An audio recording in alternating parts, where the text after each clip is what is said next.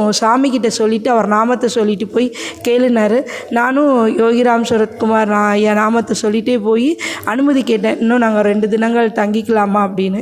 இந்த 2 தினங்களில் வேலை நிமித்தமாக நான் மட்டும் கிளம்பி போகலாங்க மாதிரி கூட என் கணவர் வந்து ரயில் டிக்கெட்டுக்கெல்லாம் ரொம்ப முயற்சி பண்ணாங்க. அப்போவும் அங்கே டிக்கெட்டு கிடைக்கல அந்த 2 தினத்துக்கும்.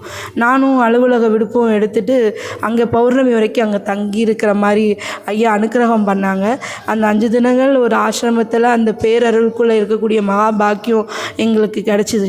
அப்போது நாங்கள் ஐயாவோட அனுக்கிரகம் இப்படி பரிபூர்ணமாக இருக்குது. அதுக்கப்புறம் நான் தெரிஞ்சுக்கிட்டேன், நம்ம பகவான் இருக்கும்போது பகவானை சந்திக்க யாராவது வந்தாங்கன்னா சுவாமி அனுமதி இல்லாமல் அவங்க திருவண்ணாமலை விட்டு புறப்பட முடியாது.